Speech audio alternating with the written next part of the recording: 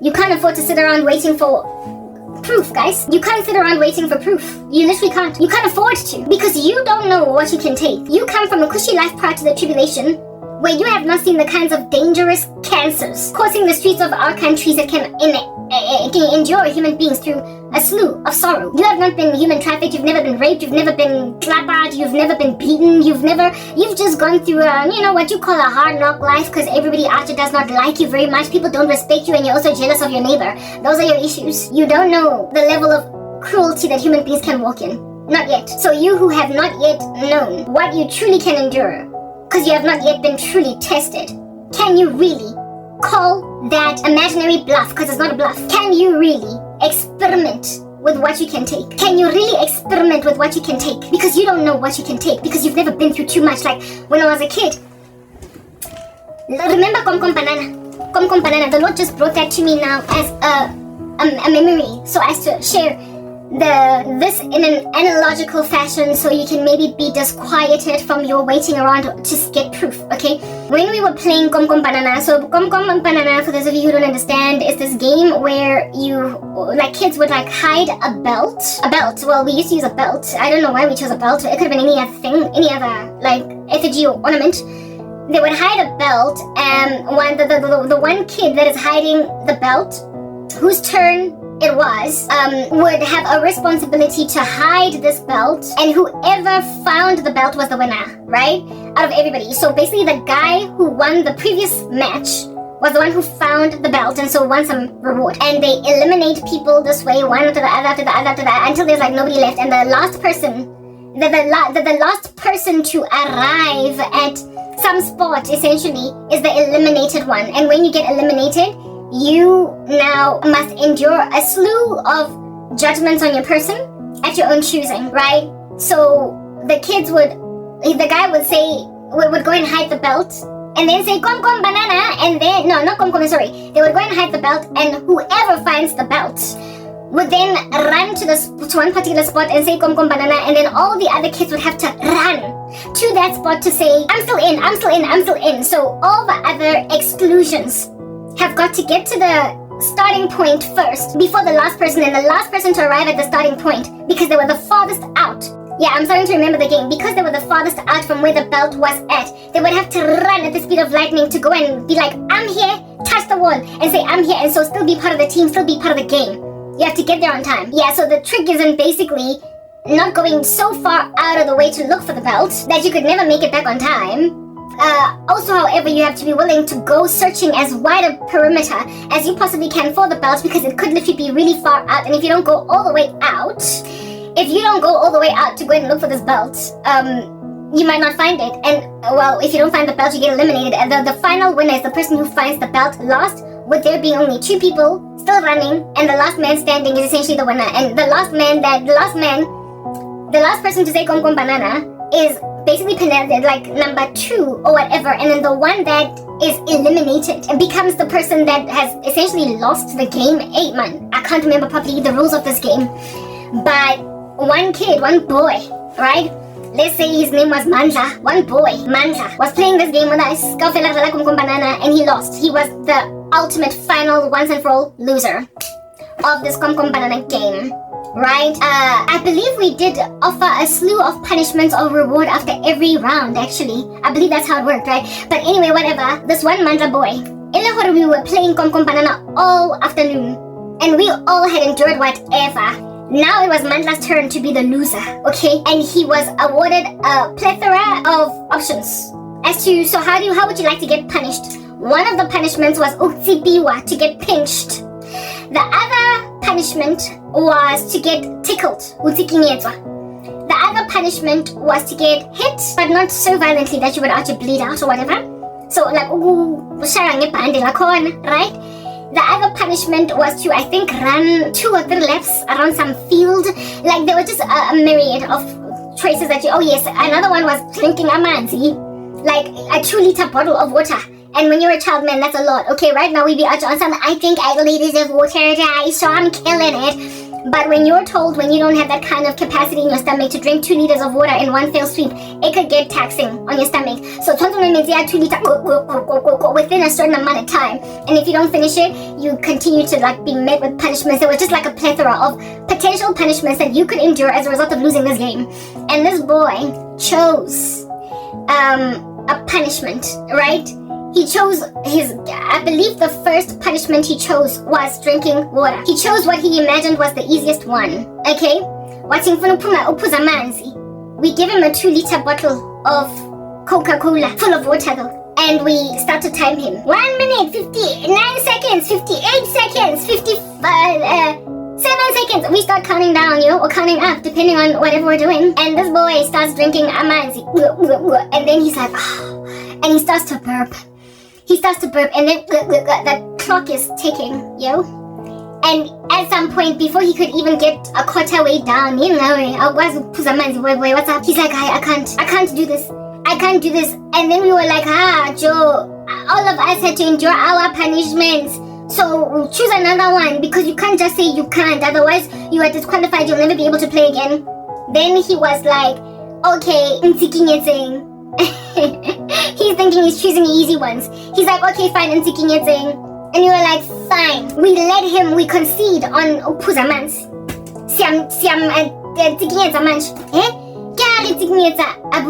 And instead of laughing, when you get it's so uncomfortable and you're like, but it's so uncomfortable. It's like, stop, get off me. Yeah, type thing. Most of us must for a minute. Very uncomfortable because and as well as causing you to laugh, okay?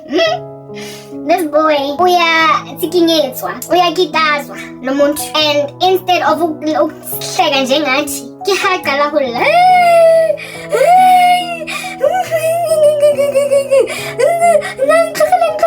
we leave him because we are not abusers, we're just children, and we're like, hi Mandla, how about oh boy, what must we do with you? He's like, okay, this guy's and he's pulling in his snot and everything. He's like, fine, boy, you could not handle tickling.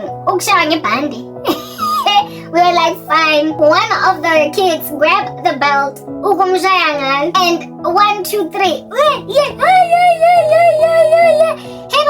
This dude, all of these 3 punishments at this particular juncture. He then is like,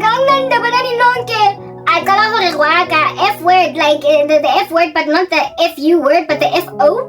The one that is a swung to make your throat back.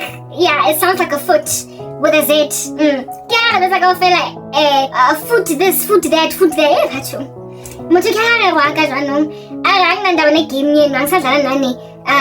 Ever again, because you hurting me. And we are like, we were like lili unfair. Tina sonke siphuza amanzi, tina sonke sikitazilwe, tina sonke sashanga amabhandi, tina sonke we jogged through fields, tina abanye we shapakatene udzongwa, I guess udzoma.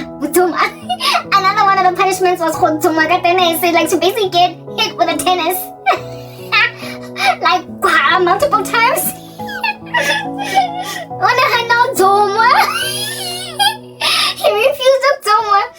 He refused to continue getting zomwa. He refused to get hit by the belt. He refused to drink water. He refused to, he did not choose the jogging one. He never got there. He refused to get tickled. He refused to drink water. This dude was just like, yo, there are rules in this game. So please don't be dancing around our rules, okay? You don't get to keep on playing Nachi when you don't endure your full quota of punishments. We all did it. So what's your problem, Mandla? Your name leaves a lot to be desired because you're nothing like your name. Mandla means strong. Okay, cool. Yeah, lo Mandla. The Lord showed me Mandla. And now the memory of Mandla. This is a true story. The memory of Mandla during that game Yakom Banana that he lost, and how the rest of us had endured stuff all the way to the end, and then carried on playing. And then when the game reconvened again from spot 1, we were again chosen, right? That's what's good. We were able to keep playing the whole day. Kodwa uMandla went and put a damper in all of us. Told everybody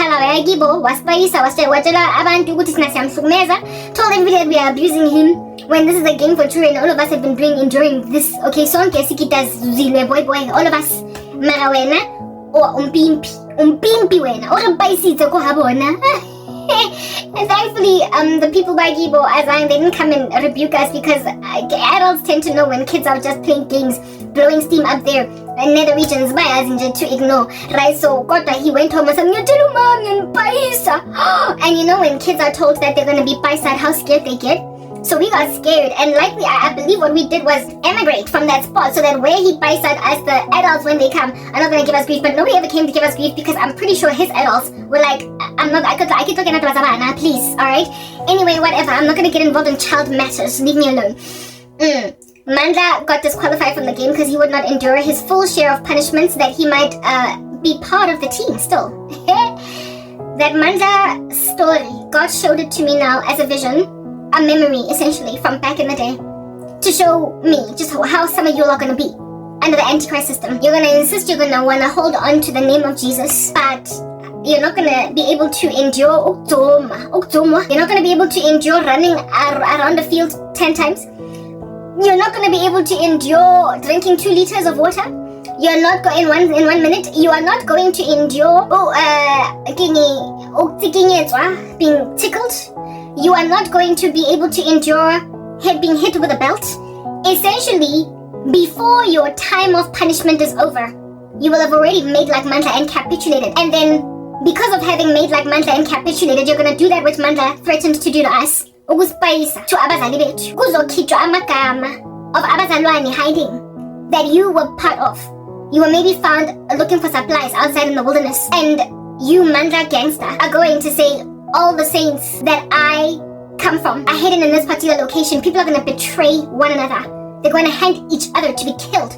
Mothers are going to give their children over. Children are going to give their parents over to be murdered by the Antichrist system because they're not going to be able to take in their stride. They're not going to be able to take in their stride 2 liter. They're not going to be able to take in their stride running around a patch. They're not going to be able to take in their stride being tickled. They're not going to be able to take in their stride shower. They're not going to, basically whatever could be in the punishments, the plethora of punishments that were available for your choosing. And the Kom Banana, the loser game, the loser end run, not going to be able to stand. So, Mandla, however, prior to him evidencing that he's a little weakling, he coward, do you understand? Didn't know that. That's why he boldly, on a mountaintop pinnacle, making like King Kong on a mountain, bashing his chest, he chose, I will drink water, because it is a natural biological process that he does every single day with relative ease. Uphuza amanzi nje. Kodwa lo Mandla did not plan to drink 2 liters. He did not know that the children who strategized around this game as they were building it, the game makers, the gamers that out here built the sophisticated software, the system of gaming, they knew that it would be actually truly punishing to endure a small little body of a child through 2 liters of water in under a minute. The creators of this arena knew what they were doing, even though they were just 12 years old. They knew their stuff. They tested this hypothesis and it came out tops on the other side. I've created a game. I've created an arena before when I was working for MTN. That team building, when we were starting to get poor, there's not that much money. We could no longer go to fancy venues and do random strange stuff, so we had to be creative. So my boss gave us a task to innovate what to do for the next team building, because no more are we going to go to very elaborate chalets ever again. MTN doesn't have money to take us to Hlongwane to give us massages anymore. So MTN, the lawns, the field at the back, it's at your disposal. Yeah, go please and use this for team building picnic on the lawns at work on campus. From now on, these are your team buildings. So my boss was like, Karabo, you're very creative, and anybody else that wants to innovate, ne? Mara, we need a team building at the end of the year, and this is our budget.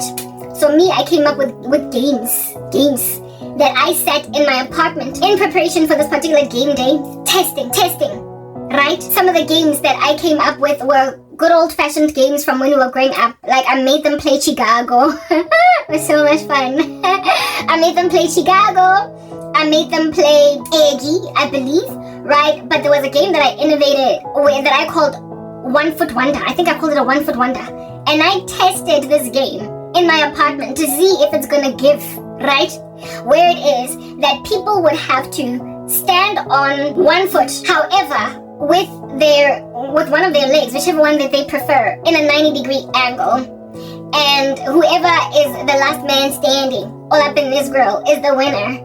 And you would think that this is relatively easy for somebody to just basically stand like a peacock. I think you flop within 20 seconds. I think you flop with it, but there was a guy who was always in the gym. Keep it and yet struggle to keep your legs suspended in a 90-degree angle. I'm not even expecting a 180-degree angle where it's like proper exercise now, right? How in the world you gonna fail when you always kukaring the tipi? So I guess at this point, or maybe it was an issue with balance. Or maybe it was an issue with the fact that these are not his kinds of exercises, but he was among the first to doya. He was among the first to doya. And the person who won that game was my boss, right? She was tall and lanky, and she sat there like a peacock, stood there until every last one of her team members were like, gah, like chess pieces on the board, just falling from simply keeping their legs in a 90-degree angle on one leg, having to maintain their balance, right? In this particular patch of whatever. I tested this hypothesis. I tested this game in my apartment, and my leg got so, like, real fast in my apartment. I was like, if my leg gets this fast, then their legs are gonna get so fast. I tested my punishment parameters, and they worked on me. I got tired. Do you understand? So I figured that this is a survival of the fittest. Like, let the person who's always lifting weights in the gym win this particular game. And it was a woman that doesn't even go in the gym that won it. And the gym buff didn't win because he underestimated the power of my 180-degree leg. No, not 180-degree leg. My 90-degree leg. It was a 90-degree leg, okay? And some of them now, their legs, they were supposed to keep their legs at a 90-degree, and some of them, they were like basically hovering on the floor. But some of them, you saw their legs that are now an obtuse angle on the floor. It's no longer 90 degrees, they're proper cheating, or is it an acute angle? Proper cheating. But I let them stick around even with their legs lowered to a point of missing the point of the game. By cheating, they still fell. Tested and tried. Hypothesis. Do you think that the Antichrist system is not going to come up with testing enhanced interrogation strategies to know what causes people to finally crack? So both using psychological methods as well as physical ones. Just a strain. Why do you think Chinese water torture, and I spoke about that the other day, is so effective method of ultimately getting information out of people? It's largely non-punishing. Nobody actually really truly gets hurt in the sense that there's no physical harm done to a person, but just the psychological torment of having a drop of water just land on your forehead over hours and maybe days eventually causes people to crack, because initially when that one goop drop of water lands, it's like nothing, it's just water on you.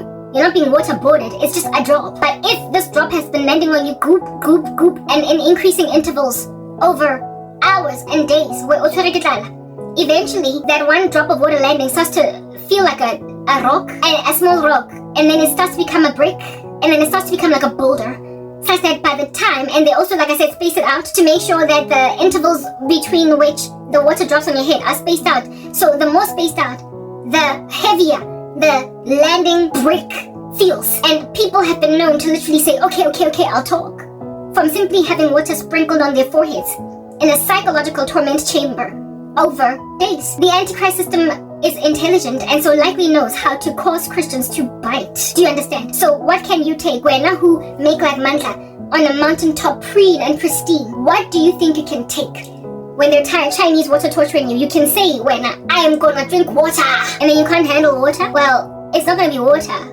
Neither Chinese water torture in the Antichrist system. In the Antichrist system, it's not going to be water, neither Chinese water torture. It's going to be really extreme punishments that you are likely going to feel the first pinch of. Oh yes, and one of the things that he chose, he chose being pinched.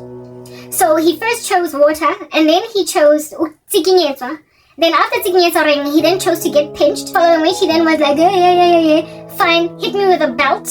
So he went from the what he imagined to be the lightest sentences to heavier ones now, the ones that he imagined he was nicely avoiding. He thought that he could avoid being pinched and hit, and yet after water and being tickled, he then chose being pinched. He couldn't handle that, and then he chose getting hit, and it was at getting hit that he was like, I had to resolve it, foot. And then, like with a sack. Yeah, I can't resolve the guy. I had foot in a sack. You know how kids swear? Yeah, man. Hey, I'll go walk again when I'm a botlhoko. Ke ha re walk jalo a re baisa. Abutiki mo gona o re fa manto mo harang disek. So we let him go. But you don't know how weak you are until you are endured through some kind of harsh situation. You don't know who you're gonna throw under the bus. You don't know who you're willing to human traffic. You won't know when you go. You don't know if you are the kind of mother that will be prepared to sell your daughter just to eat, because you've yet to endure hunger. You have yet to endure so much hunger that you would see your daughter's body parts as viable exchangeables as a commodity in the black market. You don't know what you can do until you go through so much hardship that it will test your virtue. So you're holding on to Jesus, telling yourself that you can take the guillotine. The guillotine is, like I said, the last shavings. It is throwing away the shavings of vegetables. Can you endure peeling? Can you endure being grated as a tomato? That is the true test, because that's what Christ went through.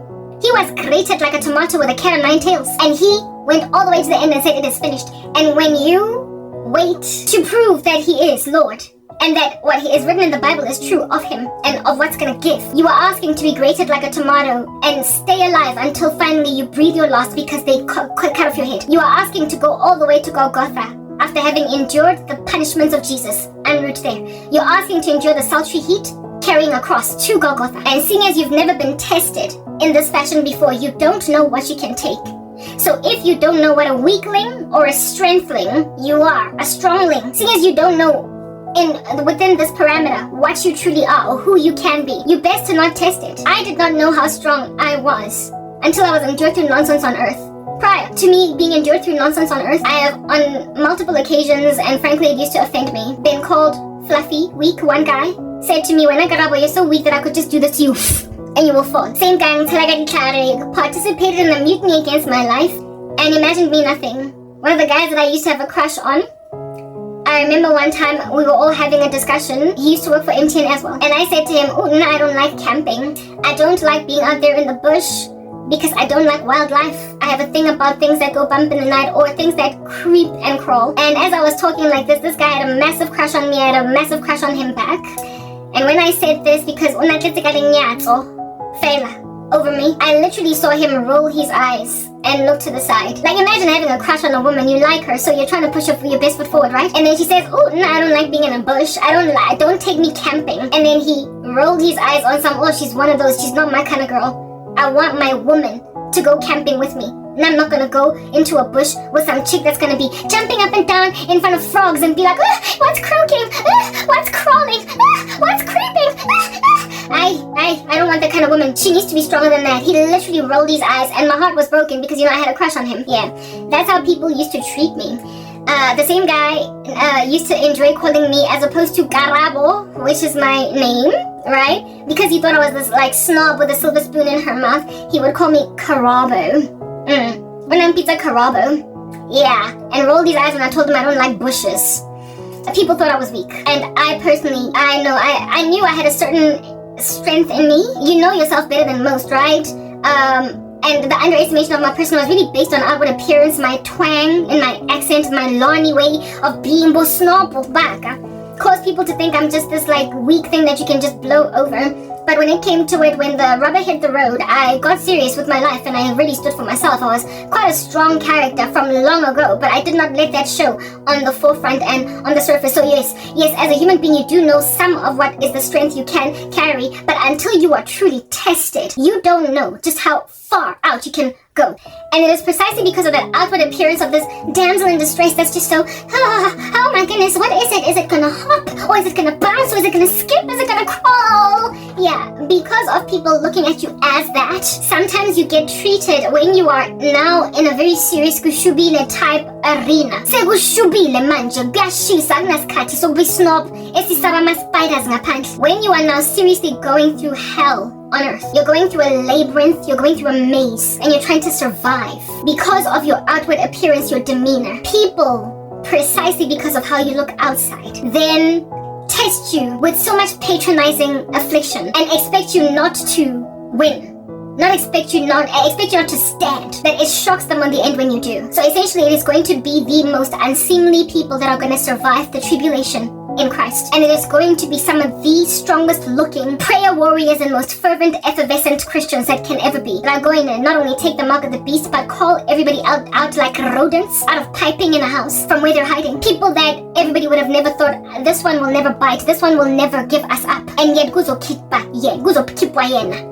The Danny Bravo looking one, the one that spiritually looks like Danny Bravo, the one that's always in the corner singing hymns, that calls everybody out of the woodworks, that extracts everybody like termites in wood by a fumigator, by people you don't expect. My demeanor, the way that Kilingate, you know how I'm so colorful right now in this ministry. I didn't even give you caveats. I've got this like swinging scripture over here. I've got all these stickers, whatever it is that I've used.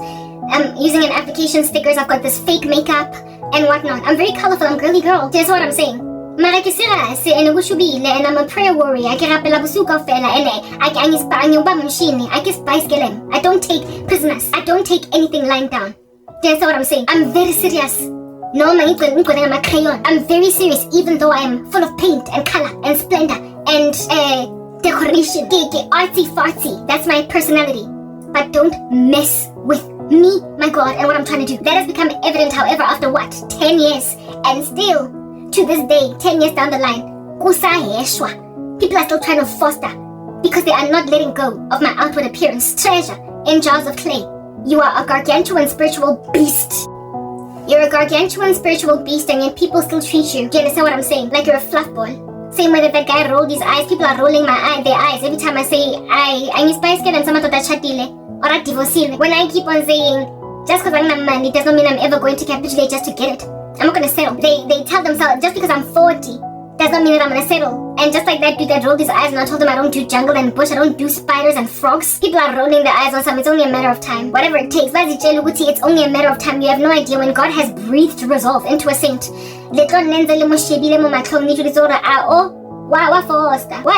She's going to eventually get so thirsty that she will knock on the door and say, okay, look, give me a glass of water. I'll give you some information. Only for you to walk into that house, that room where you have held her hostage, locked her up, and find her dead on the floor. Having left herself to pass away from starvation and dehydration rather than give you what you want. You will be shocked doing CPR on a person you didn't even intend to kill because you didn't expect it was they'd let themselves get to the point of dying, because that is just what this means to them. They keep saying in their heart, to live is Christ, but to die is gain. To live is Christ, but to die is gain. To live is Christ, but to die is gain. To live is Christ, but to die is gain. And yet, the insistence that you're gonna have sex, you're gonna do this with me, and I'm gonna marry you, miss, I'm gonna this. People have no idea how I will never bite. But the thing that keeps them going is no other thing but my phenotype, my outward appearance. Makes people think it's only a matter of freaking time. Do you understand? And it is precisely because of their belief that it's only a matter of time, that they're gonna get knocked out by Jesus. I've been saying that for a minute. You're gonna die or be bereaved by the death of loved ones. Instead, hear me, waiting for me to go and do some idiot fellatio, to go and sleep with some HIV positive man, to go and marry a Satanist, to go and do sexual favors for a man in exchange for a YouTube channel. They will keep waiting until either I am dead or they are punished. But you see, in the tribulation, it is not a gray area as to how this could end for a saint. It is now a gray area as to how this thing might end for me.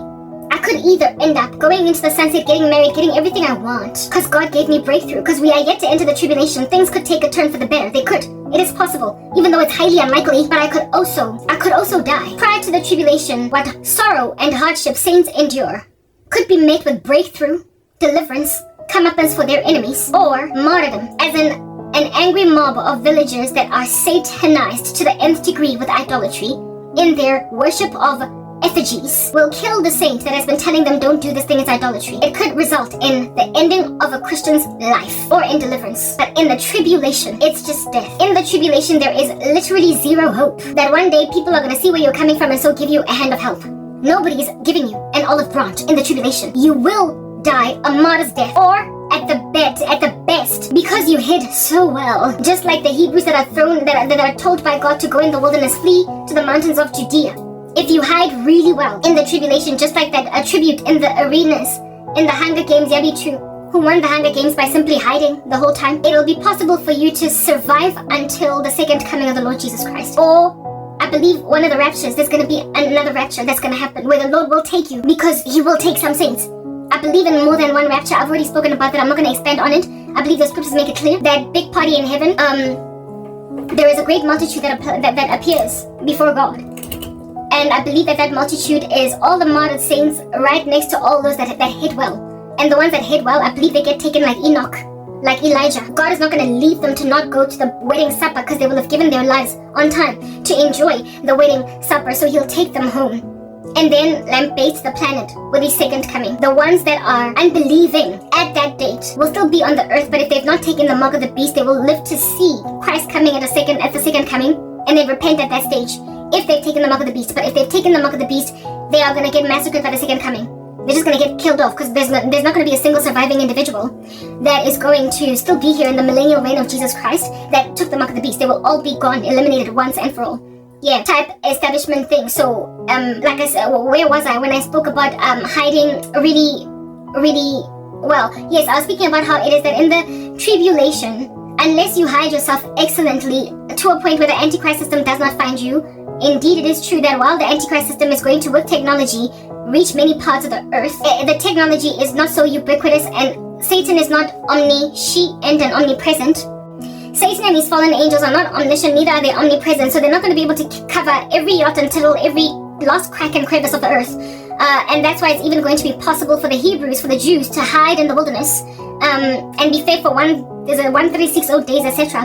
I stand corrected. There are going to be parts of the earth where it is going to be possible to hide, and I do believe that the Lord made that a thing for grace indeed, because some people don't have the strength to endure that kind of enhanced interrogation. This is not so much interrogation, just trying to talk a person down, to make a person give up, right? That level of torture before death, some people won't be able to take it to a point of God still awarding grace to, if you can hide well. You won't endure that level of torture and punishment, but you will eat rats in the wilderness just like Nebuchadnezzar for 7 years. You will eat rats in the wilderness, you will shiver, like through winters, you are going to be cold, you are going to die natural deaths. Diseases that are going to eat you to the end of themselves. You're not going to have ARVs if you're HIV positive, and so you're going to die from full-blown AIDS in the wild with no ability to get healed and all that jazz. Your cancer will metastasize until you pass away from all that pain of all that cancer.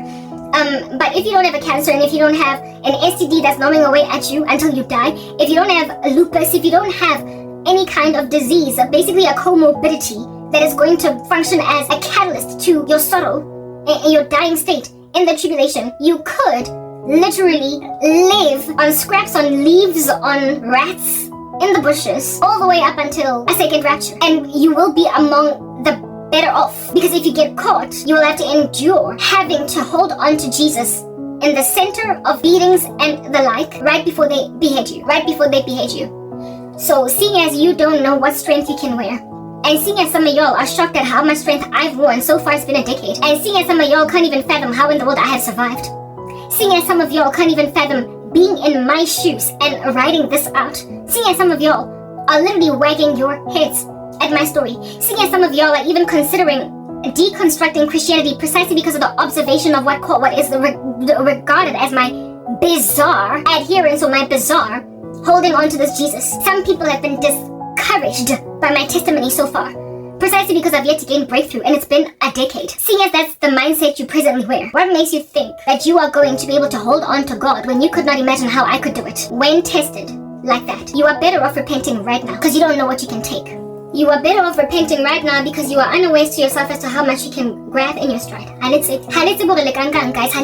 don't know what is your strength. There are people who are going to know that the mark of the beast leads to death, but the pain of enhanced interrogation, we shall just call it that, might be enough for them to justify it.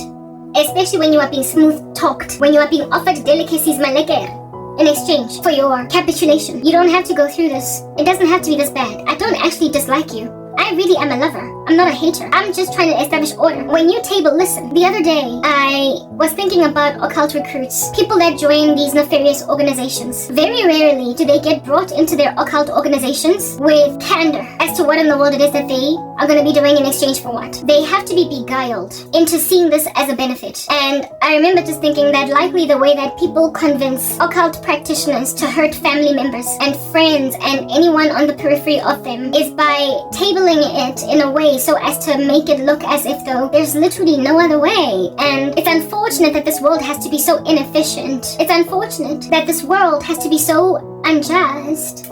And also, it's naive, if you think about it, John, to truly be either socialistic or egalitarian. Because, let's just face it, how many people are there on the earth? You do the math, right? 8 billion. And how much earth is there for them to go to go around?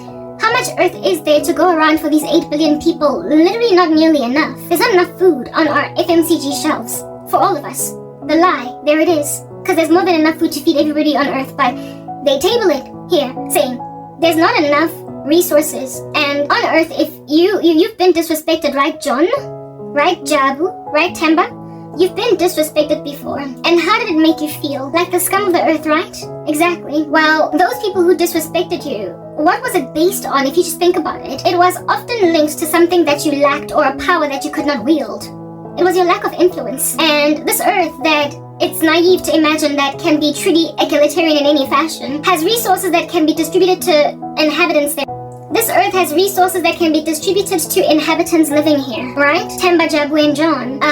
But if we were to be truly fair and award everyone a piece of bread so they don't starve for the day, there will still be a risk, Jabu, John, and Temba, of them disrespecting you because you have nothing to wield over them, to basically hold over their heads, to make them mum. Shut up and honor you. As a man, money gives you influence, John, Jabu, and Temba. Opulence, wealth, enables you to pull strings, and people are forced, when you have this money, to respect you. Even though they might be harboring strange sentiments, they will grovel at your feet because you are able to pull strings that can entirely obliterate their existence, because you're the one with all the influence. So, if at all there are not enough resources to spread among all earthlings, and if at all it's not reasonable for us to evenly spread our resources across the board, because then no one will give anyone respect, and you want respect, you are going to have to basically take a piece of the planet from somebody else. Because to be equal, fair, and to evenly distribute is to make sure no one goes hungry.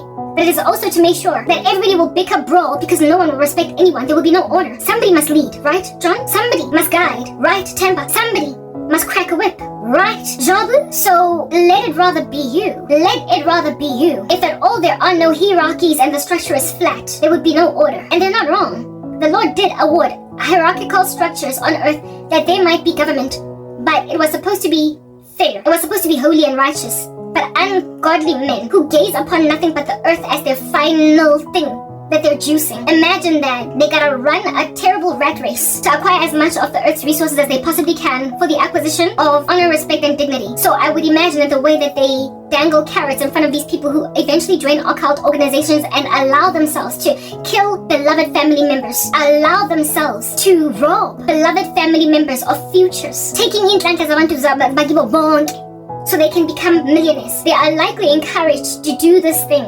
under the guise that it is naive, to fathom it possible to gain any respect in an egalitarian society. One where the structure is flat and everybody must now get along. It's not possible. Human beings are not inherently orderly. So where there is not one chief whip, they will just go awry. And why not you be the leader of them all? Why not you run them? You megalomaniacal buffoon. Why not you? I would imagine that they counseled them with success by beguiling them into thinking that they've got to be the head or the leader in their families. Because if not them, somebody else will take this position, because necessarily must somebody take it. So if they don't take it by force, somebody else will take it. They tell themselves that nobody here is ruling enough on earth to truly respect anybody's goods.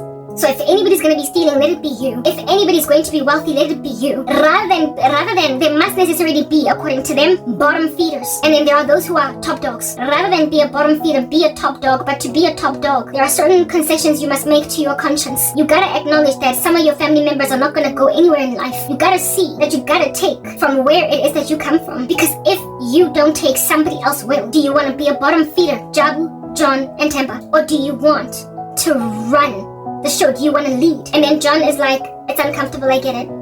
I don't want to hurt my sisters. But he's going to hurt them because he has been sold a lie that the resources of the planet are finite. And that if at all he doesn't amass as many for himself as he can, he will gain no influence. That he will be respected perpetually for the rest of his days. And so he steals with wealth transfers, seeing as they are made to believe that the Earth's resources are limited, and that the Earth's resources in that limitedness cannot be evenly spread, because then there will be no order. So somebody must have a lot at the expense of others. So hunger must thrive if at all you're going to be philanthropic and feed the hungry so they can respect you. John, don't you see? They tell them it that way. And so that's why likely I would imagine that celebrities are so philanthropic. They're so altruistic, full of charity work, but they do so many satanic rituals. They tell themselves that rather than me being a bottom feeder, I'd rather give handouts.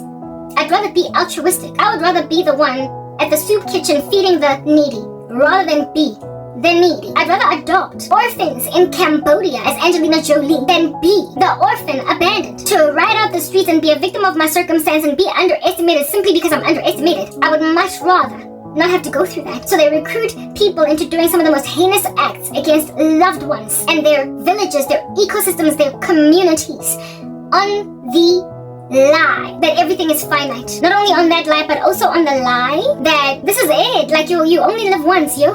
You only live once. You only have one existence on this planet. So are you gonna die poor, wretched, and diminished, or are you going to have streets named after you? What do you want to do, bro? What do you want to do, sis? Yeah, okay. That is the lie of the devil. He has come to steal, kill, and destroy, but Jesus Christ has come to give life and life abundantly. The Lord says that ask and it will be given to you, that every good and perfect gift is from above and is from the Father of heavenly lights. He's the one that said to earthlings, these darlings down below, that fill the earth and occupy it, make the disciples of all nations, fruitful yourself up and multiply. The Lord is the one that encouraged the proliferation of the human race, the burgeoning of our persons, us getting to this gargantuan number of 8 billion. He said to do it because he gave us an earth that literally is sufficient to feed us all, to enable us all to have gainful employment. He never insisted on a flat structure. He insisted on government because we are unruly without leadership, but that leadership ought to have been responsible to steward the souls underneath and not abuse authority. So it steals the satanic structure of recruiting into occults, understanding that if you work hard by the sweat of your brow, you will be promoted to leader if that's what you want, and so gain the influence you desire. Plus, it is possible to servant lead. In other words, serve a community of people that you are leading instead of insisting that they serve you. That's how Christ led the world, and that's how he brings us to himself. He lovingly pursues us that way. He washes the feet of his disciples and does not insist on being poised, perched on a throne with a scepter, saying to people, do. He does for them. He humbles himself to the status of a man and lives a sinless life, dies for us, and then gives us a bridge to God. That is a leader. And so it's possible to lead without oppressing. That's what I'm getting at. Because Christ is the example. And it's also possible to amass wealth without wealth transfers, without sin, without stealing from other people, because the devil is the one that steals. Because there are more than enough resources on the planet to make wealth for oneself that are honest, and that is honest. You can earn an honest living without bribing, without money laundering, without racketeering, without stealing from your next door neighbor, without doing wealth transfers. It's possible. Hard work pays off. But in an increasingly unfair world, hard-working souls are awarded no mercy. They're awarded no reward. Like me, where with my brain, I'm producing quality content that is flowing from the abundance of God's anointing. So it's free, and it ought to be amassing for me ad revenue that is putting wealth into my bank account. But there are people who are functioning as barriers to entry, imaginative that they're in a position to take my vats of gold, silver, emeralds, and rubies that I have worked like a dog tirelessly to manufacture. The Lord has shown me that there are people who listen to my content as at the last place where I was at, and even in the space where I'm being watched by occult bosses. There are people who, because my content is so reaching and so deep, they're grabbing my content and literally sharing it as their own. My prophecies. I also had a vision long ago, not long, maybe like 3 months, of some YouTube content creator that I know of, some white dude that had babies with tubes in their bodies, stored in refrigerators like in a laboratory, storing specimen of cultures in order for you to get back to them later in your experiment. And these babies had tubes in them in these fridges that was sucking out fluid from out of them. And this man that looks like such a godly man on the surface was out here extracting this fluid from these babies and using it for his own purposes. That came after I asked the Lord, is this guy a true believer? Because some of his prophecies, you've given them to me as well. We basically see alike, so he must be yours. But I am torn and I'm confused about him because he appears to be holding on to some pretty lackluster doctrine. He advocates men like Jesse Duplantis and Kenneth Copeland, and I'm like, how can a man that is so prophetically gifted not be getting warned by you to come out from such spaces as those? And after asking God that question, creasing my forehead, wondering if this dude is the real deal, because he prophesied something very accurately, and also I could resonate with one of the prophecies that he was given that is coming of the future, because he was literally verbatim, almost like hand to glove, sharing what it is that God showed me. So I was like, oh, I guess God has told a couple of us this thing, so it must necessarily be coming to pass. But like I said, I was confused about his doctrine. I was like, how can somebody so prophetically gifted not be warned by you to get out? And then that same night, I get, either was it a dream or a vision, where there were these two babies that were being sapped out of drained fluid that this guy was walking away with to use for his own purposes. And when then I saw the Lord's face the next morning, or immediately, frankly, to find out what was with the babies and this guy, why was he looking so ghastly in my dream or my vision? Can't remember if I was awoke or asleep or whatever. When I asked the Lord, what did that represent and why did that guy look that way? Well, I mean, look, when people look like that in my dreams or my visions, I know that it represents that they're evil, but I couldn't understand the babies. And the Lord was like, those babies represent my daughters, my sons, my prophets, my seers that are given dreams, that are given visions, that are sharing it online and buried, however, by occult organizations that have seen it fit to ascertain that certain saints don't speak. Because they are being funneled information into by God. Their information is veracious, it's accurate. And so therefore they steal the prophecies of saints in order to put them on their own lips and share them with an audience to amass for themselves when these prophecies come to pass. Audiences, many people watching their content and then say, oh my goodness, Brother John, Brother Wembley, Brother Brandon said this the other day and look at it coming to pass and he said this 2 years ago. Oh my, this guy is really gifted spiritually. The original source of that prophecy was some Christian that is still sharing prophecies like I'm still sharing prophecies every single day. Well, not daily, but I used to speak daily, but you get my point. Every time I post over here, every time I come and I speak over here, and there are people literally juicing me. I've got tubes and I'm like a baby in a refrigerator in the occult, and people are draining information out of me. And then they're going in front of their own YouTube channels, pressing play with a ring light and everything beaming in their faces. And they're saying, God showed me. But not so much verbatim or even paraphrase or even plagiarizing to the letter, but nonetheless, not paraphrasing, getting verbatim, speaking to the letter. They're rather paraphrasing everything that I said, but it's my content. And never mind, look, listen, I don't care to say my content because the gospel can already be copywritten or IP'd, right? You can't say this is my IP, my intellectual property. But when you hide a saint and refuse for them to speak certain words on the rooftop, and then you steal those words and you say that they're your own, you are sinning heinously on that day. Because while we do share similar stuff on the rooftops, because the gospel is maintained consistent all throughout the ages, we ought to be able to, in our ecosystems, share this thing. And if you are withholding a saint from a certain people group, you are sinning. And you are using the gospel as a means of financial gain. You are trying to make money out of prophecies. And the blackest of darkness is reserved for you forever. And because of you, the way of truth is blasphemed. It's maligned. Like it's written in 2 Peter 2. The way of truth is disreputed because true saints who are really holding on to Jesus Christ, their witness is being underestimated because of how they appear to be getting no breakthrough, while occult practitioners posing as saints are speaking the words of life. They're speaking the words of life. What is the word that I'm looking for? Plagiarizing true saints. It is not plagiarism when you share a prophecy you heard yesterday from somewhere else. Because listen, there's a man in the Bible that Archer cast out demons, and the disciples were complaining that, hey, this guy's Archer casting out demons and he's doing a strange thing. And God was like, if he's not against us, then he's with us. If he is not coming in the name of Beelzebub, then he's with us. Let him go and cast out demons. So I don't care for people to share everything that I share. I would never put a copyright stamp on my content. I would never say that people can't share it. I have bones to pick with Amir Safadi for that reason. There's a brother of mine by the name of The Watchman who once grabbed a clip of one of Amir Safadi's videos and he got a copyright strike because of that.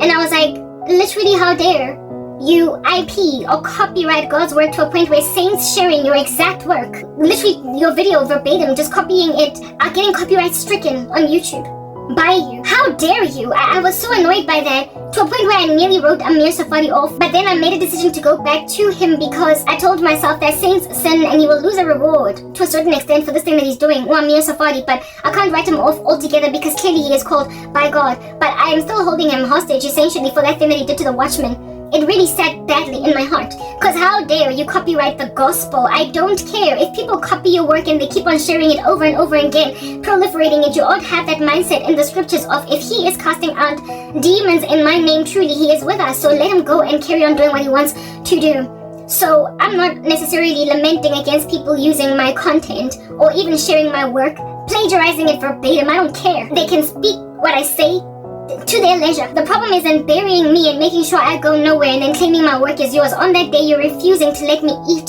breathe, sleep, and be okay. The problem is in the fact that I am not okay as a person. I'm suffering. Do you understand? There's another brother of mine that I greatly look up to. His model is so incredibly exemplary that he is worth the while to say to people, if you want to follow Jesus in so following this man, and copy his example, you do right. His name is Joe Kirby. Not only is he not monetized on YouTube, which I find quite admirable, but there was a day when he rocked up, because he was so inundated with work. He rocked up and said, look guys, my content, if you want to grab any of my videos and repost them in your channels at your leisure, you can. Do you know how generous that offer by Joe Kirby was? It is generous because Joe Kirby did not insist that they don't monetize their channels.